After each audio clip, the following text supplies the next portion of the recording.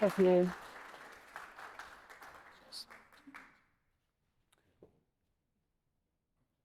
Thanks everybody for coming tonight. Is that loud enough, Francis? Yep, you can hear me okay? Great. Yes, thanks very much to the Royal Geographical Society of South Australia for inviting me and supporting me to come. And hopefully you'll enjoy some rip-snorting stories about the power of maps in the world. And thanks, Ian, for the lovely introduction. And I'd also like to start by acknowledging the Kaurna people as the traditional owners of the land in which we're meeting here tonight, and extending that respect not only to the elders past and present, but to any Aboriginal and Torres Strait Islander people in the room. Okay, so as Ian said, I've been making maps for over 20 years. In fact, I did a mental calculation this morning. I think it's over 25 years now, which was remarkable to me. I guess it just made me stop and think for a bit. I've always enjoyed making maps. I find it an enjoyable combination of different activities, which I'll get onto in a bit. But picking up where Ian left off on this idea of maps as being powerful devices that shape our understanding of the natural world and indeed our relationship with it. Another writer in that space was a guy called Brian Hartley, who was quite a remarkable man. He was very active in the Royal Geographical Society in London. And he was a physical geographer, but he was a remarkable interdisciplinary scholar as well. So he took a deep dive into French philosophical theory, post-structuralist thinkers, people like Michel Foucault, Jacques Derrida, and really brought to bear some of the theoretical work that they did in the space of maps, and interrogating the maps' power and examining it, bringing it to light, and helping us to understand how they act as devices that govern our relationship with the world. So I'm kind of hanging each of the stories I'm going to talk about tonight onto this theoretical framework that Brian Hartley wrote about. He's got this classic paper, if anybody's interested in doing more of an academic dive into this stuff, Deconstructing the Map, in a journal called Fittingly Cartographica. And he talked about both the internal and the external dimensions of the power that maps have. So the internal being, if you would talk to like a modern day cartographer, now it's all done digitally. They might have something like a satellite image as their canvas on which they might apply algorithms and get to work mapping a particular phenomenon. Okay, but the internal power that a map has relates to the decisions that they make whilst they're sitting in front of the computer. What buttons are they pushing? How are those algorithms working? What detail comes into the map? Equally importantly, what detail's left out? And then there's all of the design elements. How are we emphasizing specific features of a map? And what impression does that leave the map reader with when they look at the map? There's also, if you step outside of how a map is made, there's also the external power that a map has. So the work that it does in broader society to shape our understanding of the natural world. Maps are rarely made in a vacuum. Normally they have a patron, there's a campaign, somebody's funding it, there's a reason that a particular phenomenon is being mapped, be it because somebody wants to sell their house and the real estate agent is making a map of a property, something like that. And that in itself will introduce a motivation for including particular details, and it will start to influence the decisions that people make in broader society based on the map. Maps, of course, come from a broad family of technical diagrams, things like graphs and scatter plots, that carry with them a layer of authority simply because they have been produced by virtue of the empirical collecting of data. Okay, and then that's succinctly summarized in the map. Okay, so like I said, I've been making maps for over 25 years, and that's largely I came to map making by being a bit squirrel-like in my youth, in the sense that I would gather the activities that I found fun and try to kind of combine them into a pastime. And that's been something that served me well in my career. So in my early 20s, I spent time overseas in Fiji. I spent a year and a half living in the Mamanutha group, if anybody knows those islands, just west of Nandi. And I was working for the Fijian Ministry of Tourism. I learned all about satellite imagery and how to turn a satellite image into a detailed underwater map of a coral reef. And of course, that came with field work. I learned to scuba dive. I enjoyed floating weightless above coral reefs. I learned to collect data, and combining these things is something that I've taken forward, and it's given me an enjoyable pastime, as well as quite a useful toolkit for collaborating with all sorts of people, because I can, I'll make maps of, I don't know, seal populations along the New South Wales coastline one week, and then, the next month I'll be up in Torres Strait mapping a low-lying island or something like that. And often they are a mixture of different phenomena as well. So there might be physical phenomena one day, biological or geological ones. Equally, I might be talking to islanders about their experience of how shorelines are changing and what that means for their communities.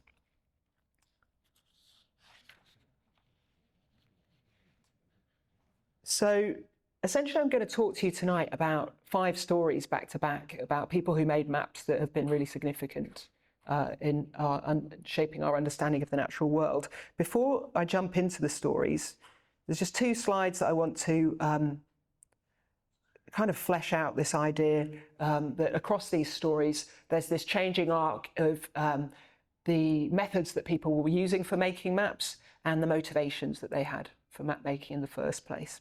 So what you're looking at there is an old classic map that you can visit in London. If, like me, you're a bit nerdy, and when you go to London, you think of going to the Geographical Society and working your way through their map collection. This is a map of Low Isles on the Great Barrier Reef. Has anybody ever been to Low Isles? Oh, wow. I wasn't expecting that many hands up. Great. Okay, so you'll probably recognise this then. So Low Isles, for those of you who haven't been there, you go about an hour north of Cairns to Port Douglas. Low Isles is about a 20 to 30-minute boat journey off the coast there. What you're looking at here is this horseshoe-shaped coral reef. There's a sand cave, so a low-lying sandy island there, a mangrove forest. All around here is quite deep ocean. This is a map that was put together by members of the 1928 to 29 Great Barrier Reef expedition, which went down in history as a legendary expedition. It's often called the birth of modern coral reef science. And the reason for that was that they stayed in one place for a long enough time to do empirical research. They did experiments that led to some major discoveries about what corals are and how they grow and form reefs. And they were there for the best part of a year and a half.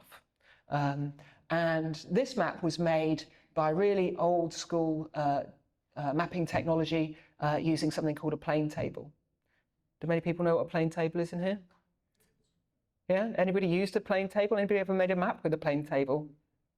Oh, that's great. I've never done that. Something I would like to do, because it's so alien to me, those sorts of instruments.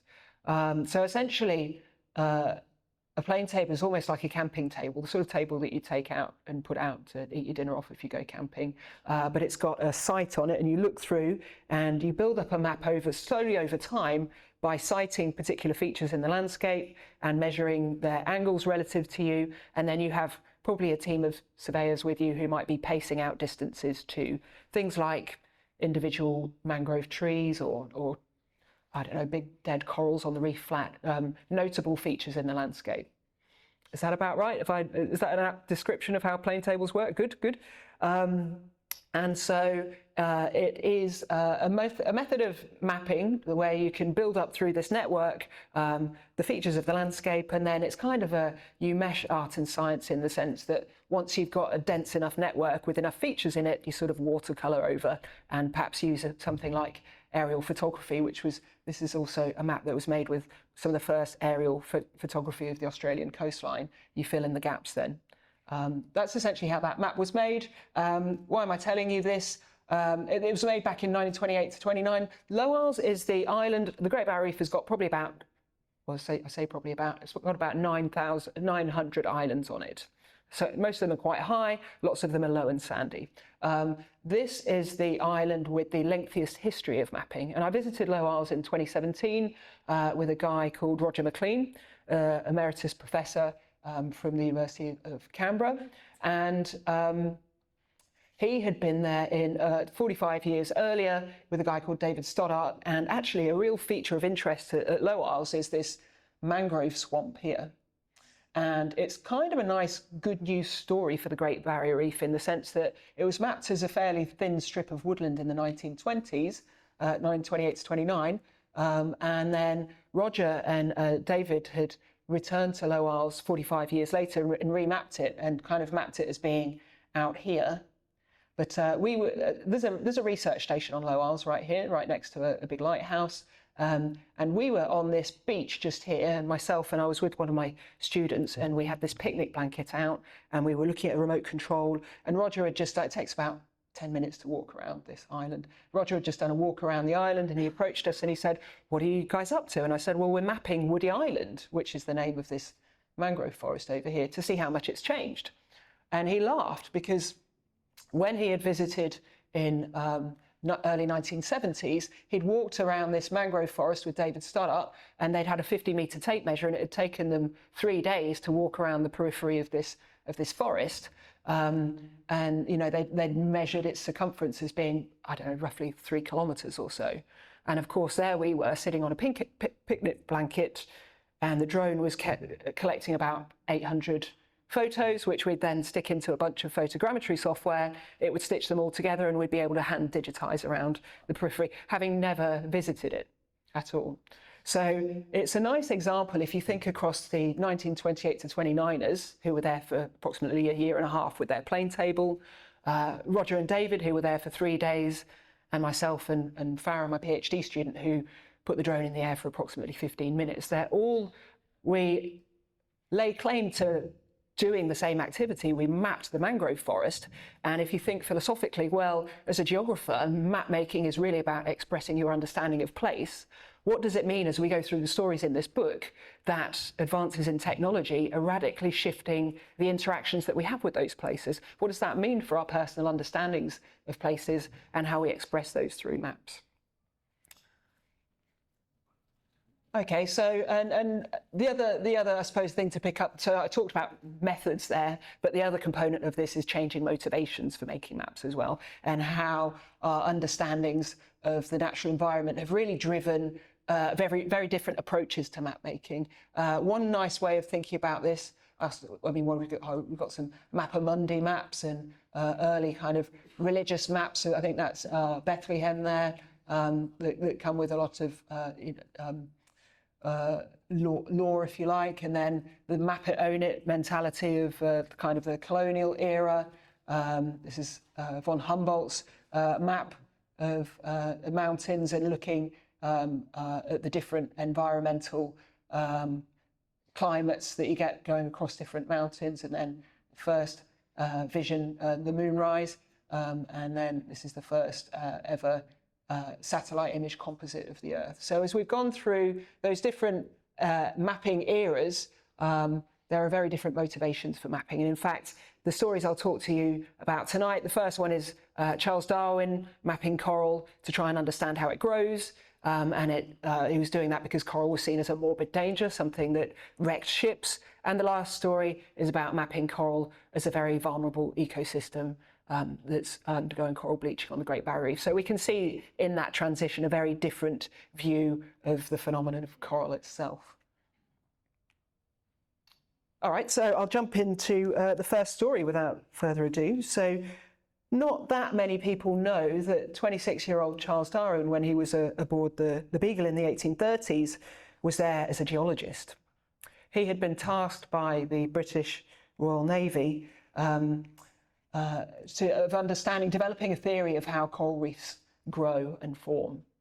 They were asking questions like, if we chart a route through somewhere like the Torres Strait, a big maze of reefs, one year, if we return to that same place the following year, will that route still exist, or will the reefs themselves, will the entire configuration have changed? So what Darwin did was he was a very, as you know, theoretical thinker. A very early phase of the Beagle voyage brought them up the western coast of South America, and in a place called Valparaiso in the Chilean Andes, he experienced firsthand an earthquake. And he saw what he wrote in his diary as being the earth, the very emblem of solidarity, rise about 3 meters right in front of him. And his mind, as this earthquake happened in front of him, was, what's going on? Went to what's going on in terms of the ocean basin and how the Earth's crust is moving around. And he envisaged the entire Pacific Ocean basin as kind of like a bowl of plasticine, if you like. And if the plasticine at the edges of that basin is going up, he surmised that the middle of the bowl of plasticine must be going down. And this became central to his theory of how coral reefs form, which he'd actually put together before he'd ever visited a coral reef. Okay? He put it together as they were crossing the Pacific Ocean, and then they went round. And actually the only coral reef that Darwin ever visited, does anybody know the answer to where that is? It's an Australian reef, but it's not the Great Barrier Reef. It's Cocos Keeling in the Indian Ocean. So that blue dot right there, an Australian overseas territory. And while he was there, he was looking at the extent to how deep the corals grow. So his theory basically went like this. It had two components to it. One was that he classified the world's reefs up into these three different classes. You can either have a reef that forms on the edge of an island, a fringing reef, a barrier reef that's formed on the edge of an island and grown outwards and a lagoon has formed between the two, or an atoll. Okay, this is a much older reef. He arranged them into a sequence, an evolutionary sequence, if you like, and his idea was basically that reefs form on top of volcanoes, which was something that Charles Lyell had already suggested, but the prevailing wisdom of the time was that they formed on top of volcanoes that were moving upwards. Darwin turned it around and said, actually, I think reefs are forming on top of subsiding volcanoes. I think what we're seeing here is that these volcanoes, particularly in the middle of the world's oceans, subsiding very, very slowly over geological timescales, hundreds of thousands of years, so it would be imperceptible to us. But as they go down, corals have the capacity to grow upwards, so they can keep pace and stay up at the surface of the sea. But what we see when we see these atolls, which tend to be scattered across the centre of the world's oceans, is actually a reef that has formed initially as a fringing reef, then became a barrier reef, but over time that volcano went entirely underwater, but the reef carried on growing up. So you see this old remnant volcanic crater, if you like. So that was Darwin's theory of how reefs form. And so the technology of the time of the day wasn't up to actually diving down or drilling through reefs to see if they were underlain by subsiding volcanoes. So he turned to mapping as his technique for providing evidence to substantiate this theory. And he actually came up with a really neat geographical argument. So he coloured up the world's coral reefs as either dark blue, light blue, or red. And the dark blue is the world's atolls. And by the way, I mean, he was drawing on his very, I suppose, privileged social network here. This is the 1830s equivalent of Google Earth. He wrote to, I guess, his mates, who were the other venerable explorers, and got hold of their maps and put this together. So this was several years after they returned from the Beagle voyage. This was a lot of work went into this. And in fact, Darwin's manuscript that he published on the structure and distribution of the world's coral reefs, his theory is just a few pages at the front, and actually the vast majority of that body of work is how he constructed the map, and then the map at the end of the book. So what we've got here is dark blue is atolls, which you can see are scattered across the middle of the world's oceans. Light blue is barrier reefs, we can see the Great Barrier Reef there, and red is fringing reefs. And of course, the main thing, which is a geographic argument that we see in many maps, is that these colours are not scattered indiscriminately, randomly. They are structured because the natural world, of course, is structured by processes. And they are structured according to tectonic movements of the Earth's crust. So you get the atolls in the middle of the ocean basins because the seafloor is subsiding there. Okay. So that became, sorry, one thing before I move on from the Darwin story, it still remains the, I guess, the best theory for the time being of how the world's coral reefs has formed. In Darwin's time, it was a very controversial theory, and it was only much later in the 1950s that the Americans drilled through a reef, an atoll reef in the Marshall Islands, and found that it was actually underlain by a basaltic volcano, that theory has really kind of generally been accepted. Okay, so the second story tonight is going to be about the Antarctic Peninsula and the mapping work of a guy called Hubert Wilkins. Has anybody heard of Hubert Wilkins here? Yeah, I mean, He's a local, right? Almost a local. Yeah, I was driving north out of Adelaide a few years ago, maybe 3 years ago or so, and I saw a sign that said, "This is the birthplace of Hubert Wilkins." It was around, what is it, Mount Bryan, somewhere that way? Okay, so maybe this is a story that will be familiar to a few of you. But essentially, it takes place on the Antarctic Peninsula, which is this pointy part of the Antarctic continent, pointing upwards towards the downward pointing finger of South America. They would have been joined many years ago. And Hubert Wilkins had basically become well known as a kind of a swashbuckling pilot in the First World War. I think he'd been a photographer. He'd managed to survive falling out of the sky on his plane in France. And he'd got a bit of a name for himself up in the Arctic, but nobody had really done much by way of aerial flights in the Antarctic.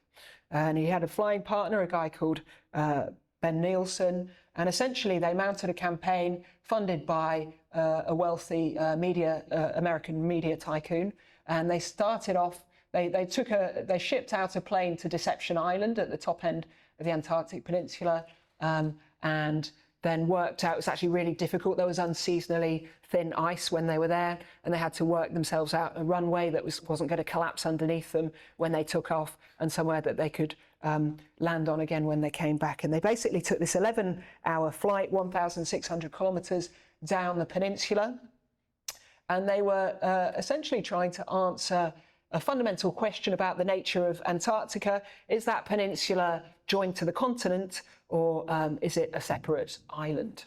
So you can see, sorry, just flipping back there, you can see that basically during the 11 hours they were airborne. They took a lot of photographs from afar and sketched the landscape, and they came back and landed and made the declaration that actually it was a separate island. That peninsula wasn't joined to the continent.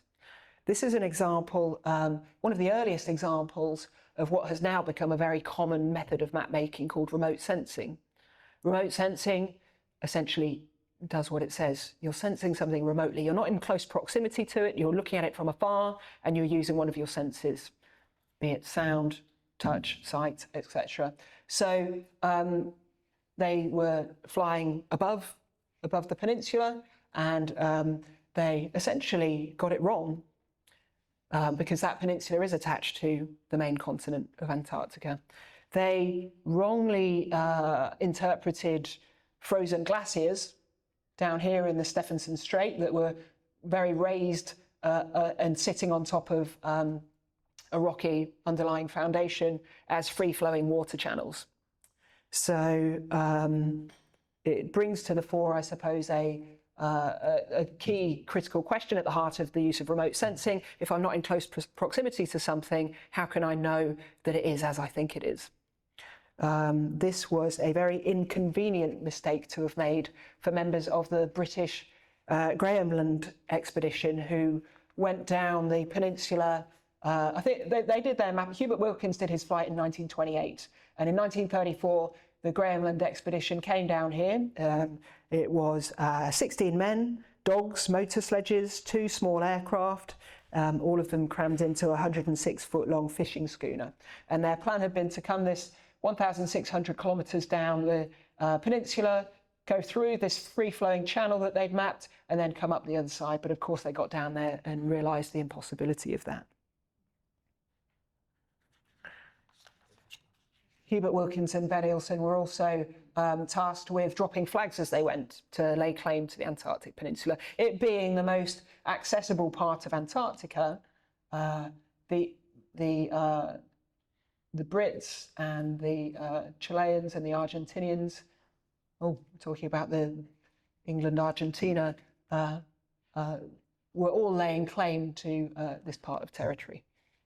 And so there was very much a map it, own it philosophy for setting up research stations and surveying campaigns in Antarctica at that time. Okay, so the third story I'm going to talk about tonight is that of Marie Tharp. So she was one of the first people to map the world's seafloors. She worked from the Mont Doherty Earth Observatory, which is part of Columbia University in New York in the 1950s. This was a very fledgling research station at the time. As a woman working in the 1950s, she wasn't allowed out on their boats. They essentially were an oceanographic research institution that ran several big ocean-going boats collecting data. Her job was to compile the soundings that the researchers brought back and turn them into maps. And she had a real appetite for soundings. She wrote to lots of other institutions and gathered their soundings as well and turned them into maps. So Marie, when she died, left her house and all of its contents to the Congress Library in Washington in the US. And I went and visited that archive, and within the archive were reams and reams of acetates and soundings, and you could really see how much work she had done manually plotting up the soundings data that she'd collected. So, some of the significance of Marie's work, well, she revealed to the broader public that far from being flat and boring, the ocean floors are covered in mountains, ridges, canyons, valleys. This was not known previously. She revealed the existence of this ridge. This is one of her earliest maps of the Atlantic, and she revealed the existence of this ridge going right down the middle of that ocean basin. And within that ridge, of course, was a rift valley. And they knew, because of the Rift Valley in Africa, that these were sites of the floor where the plates were pulling apart. At the time, the theory of plate tectonics and continental drift was not acceptable to the scientific community. It was like scientific heresy. It had been suggested earlier by a guy called Alfred Wegener in 1912. So Marie's maps really brought these strong signs of the existence of plate tectonics to the scientific community. And she worked a lot with this guy called Bruce Heason. He was another researcher at Lamont Doherty Earth Observatory. And it was really Bruce who took her maps to the geological community and had a fight on his hands to get what they were showing recognised by the broader scientific community. And in fact, they teamed up with, Bruce gave Marie's map of the Atlantic to Jacques Cousteau in the early 1950s, and Jacques Cousteau refused to believe that that was what the seafloor looked like. And in 1959, there was a big International Oceanographic Congress in New York, and Jacques Cousteau essentially took his Calypso boat out of the Med. He decided to do a high-profile expedition. He would travel to this Congress by passing over across the North Atlantic and passing over where this ridge had been mapped, and he had this big troika underwater sledge that went down, I think it's like 2,500 meters below the sea surface. So when he arrived at the International Oceanographic Congress, they had these evening showings of his film of the Atlantic ridge. And of course, not only did it exist, and they went over it and they filmed it and they saw the rift there as well, and then he turned his boat around and he went back over it and filmed it a second time just to make sure. And so there was a very famous moment where he was showing this film that really led to the turning of the tide in terms of the scientific community accepting plate tectonics and continental drift, by which stage I think Marie had had enough, and she describes that moment as sort of sitting outside on the balcony smoking a fag and letting them all just argue it out among themselves. They also worked with an artist, an Austrian guy called Heinrich Baran, who they'd been introduced to by an editor of the National Geographic magazine. And over the course of about 7 years, Marie and Bruce visited this guy Heinrich Baran in remote Austria and put together these maps that are kind of half art, again half science. They're not cartographic pieces of work in the technical sense, but these were published in National Geographic, and they really brought these otherwise scientific maps to a much broader audience. And whilst I was in the Library of Congress, I was digging through the boxes of Marie's correspondence, and I found a letter that had been written to Marie from Newton Bumstead, who was the editor at National Geographic, and he compiled all of the feedback that they'd had from their readers on this world ocean floor panorama. And some of the quotes I'll read to you from the book because they make me laugh. The Atlantic ocean floor map in June's issue leaves me elated. These are strikingly handsome examples of geographic art of educational value. These are all inspiringly impressive. My whole life I have hoped for a relief map of the ocean floor. Our Bible Centre is thrilled with the map of the Atlantic Oceans. Maps are really our special love. Truly fascinating, I sat and stared at them for hours, and then hours turned into days. We were overawed with the beauty and mystery of it, and we want our grandchildren to have copies. And finally, this is simply the most exciting map I've ever seen. So it really, I suppose, galvanised the public imagination around understanding the ocean floors and what was down there. And it's a nice example of a science-art collaboration as well.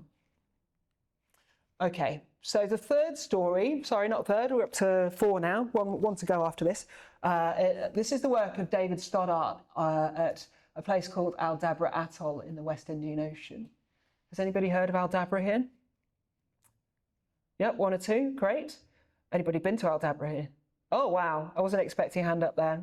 Fantastic, well, you're a very lucky guy. So Aldabra is a very remote atoll as part of the Seychelles, kind of north of the island of Madagascar. This story is about the mapping work of a guy who I'm quite proud to call him my academic grandfather, in the sense that he was my PhD supervisor's supervisor, and he was a very renowned cartographer, and he had a reputation for catching rides on fishing boats or container ships to very remote places, and then when he got there, running around cramming as much field work as he could into the time that he had in a particular place. And whenever I go and work on remote islands, I'm generally helped along by the fact that David has already passed through and written up a useful paper and made some of his trademark, we call them compass pace maps. So Aldabra, he landed on in 1966. And this was a time when the British government were scouting out potential locations for air bases in the Indian Ocean. So they'd annexed Cocos Keeling, the Australian atoll. They'd annexed parts of the Chagos Islands in the central Indian Ocean and parts of the Seychelles, including Aldabra in the West Indian Ocean. And they were scoping out where could they build a military air base that was both isolated and strategically close to the Middle East. When David landed on Aldabra, he was already aware of these plans. He caught a ride with the BBC, who were putting a radio transponder up on the atoll. He was there for, I think, 5 days, and he ran around in a panic, making a map. This is a massive area, by the way, so we're looking at 15 kilometres in length by about 5 kilometres in width. And when he landed, he immediately remarked that it was one of the most remarkable places on Earth, because it was covered in giant tortoises. And it was almost like stepping back in time, like a land of the dinosaurs or something. And so he was well aware of the fact that this was, in terms of biology and studying how things evolve when undisturbed, this was a very unique place. And if they were going to start building an airbase here, we would lose a lot of opportunity to understand the evolution of very remote, undisturbed populations.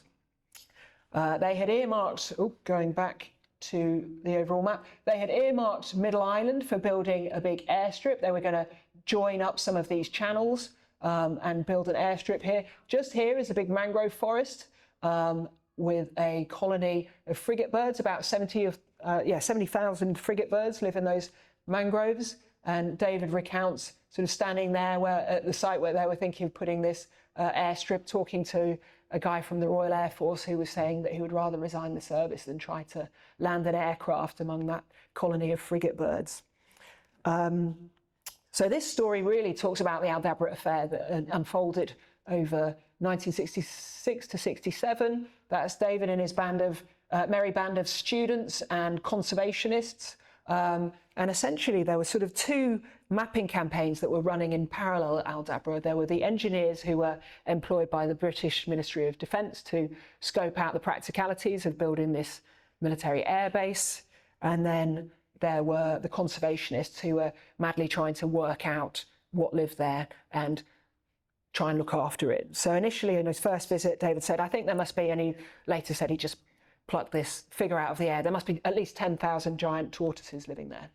That was later revised by a group from Oxford University to 80,000, and then it later on again as they started mapping what they call tortoise turf, which is quite a distinct habitat that of sort of sedges and herbs that these tortoises feed on.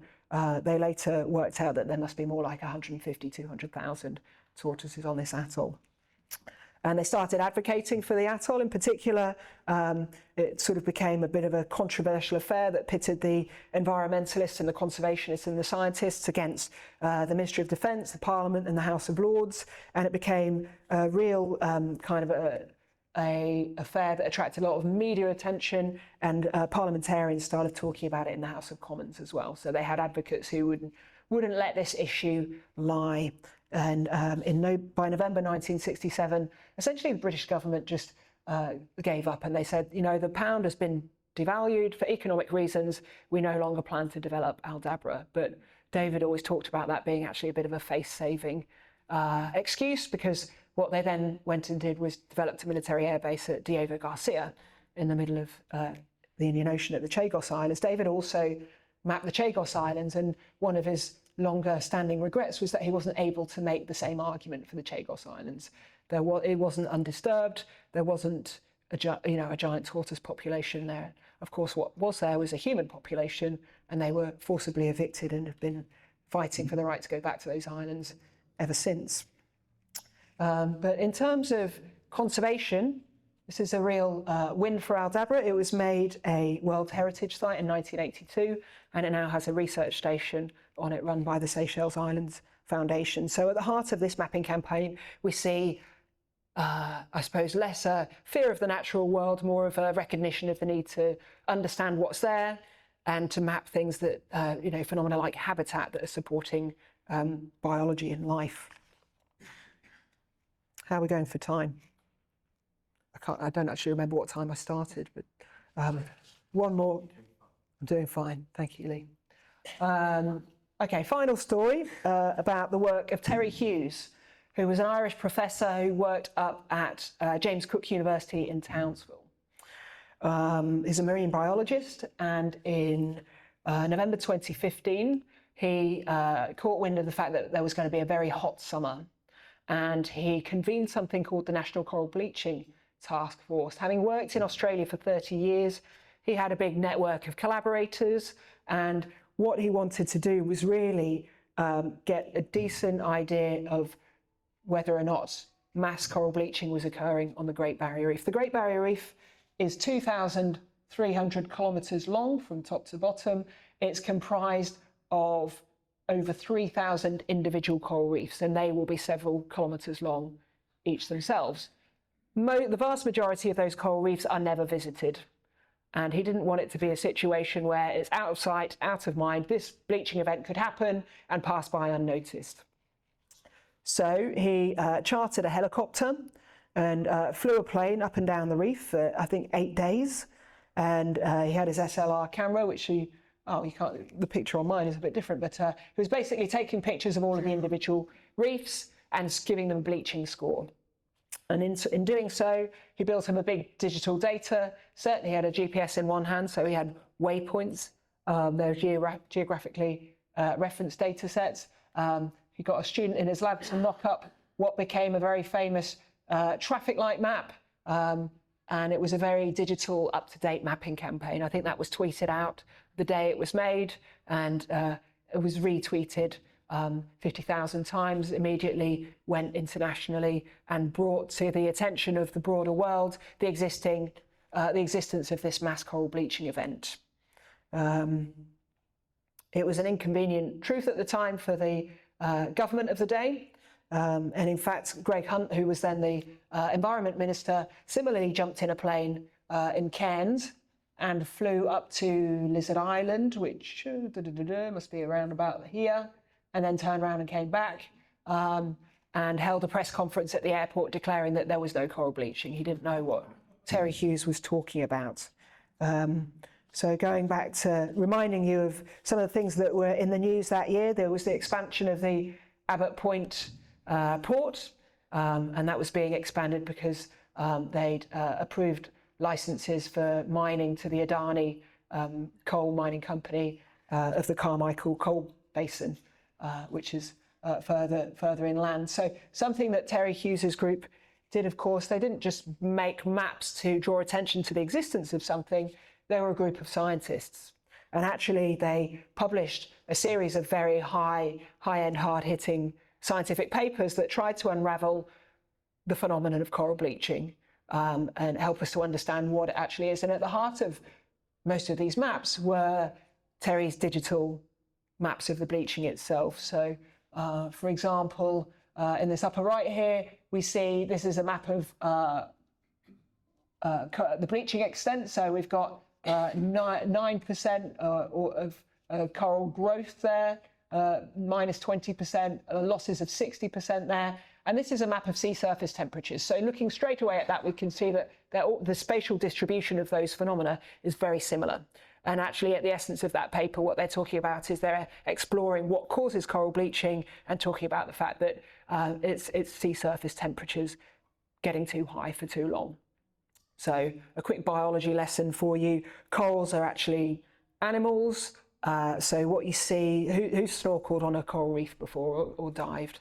So what you actually see when you're doing that, you've got, it almost looks like a series of bushes in your garden. There might be branching corals, there might be leafy foliose ones. They're animals, they're underlain by calcium carbonate skeletons like you or I. They've got this organic layer of skin over them, and the way that corals feed is they have a symbiotic relationship with algae that live in their skin that photosynthesize. And so they're very colourful, these algae, and if the sea surface temperature gets too high for too long, then they get stressed and they expel those algae, and that's why it's called bleaching, because they lose their colour, and of course they're then not getting any fuel or nutrition. They're still alive at that point, and if the sea surface temperature goes down a little bit, they may well repopulate themselves with algae and carry on living. But the main question with these aerial surveys was whether or not that was going to happen. If the sea surface temperature stays too high for too long, they won't repopulate themselves with the zooxanthellid algae, but they'll have a different kind of vegetative algae that we're more familiar with, more like a seaweed that will grow over them.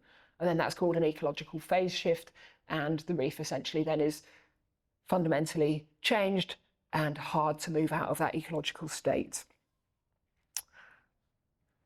So, yeah, so basically these maps acted as, I guess, a harbinger of doom for the Great Barrier Reef, and also something that has cycled in and out of public attention is the idea of whether or not the Great Barrier Reef should be placed on the list of World Heritage in danger. So it was made a World Heritage Site in 1981. It's a national treasure. The government of Australia derives a lot of income from tourism because of the existence of the World Heritage Site. And of course, the question was being asked, are they doing what they should in terms of being responsible environmental stewards for the reef, given that we know the link between the burning of fossil fuels and the sea surface temperatures going up and bleaching, and the fact that they were granting approvals for coal mining. All right. Oh, sorry, just going. And the unfortunate, I suppose, news for the Great Barrier Reef is that it has now undergone 8 different episodes of mass coral bleaching.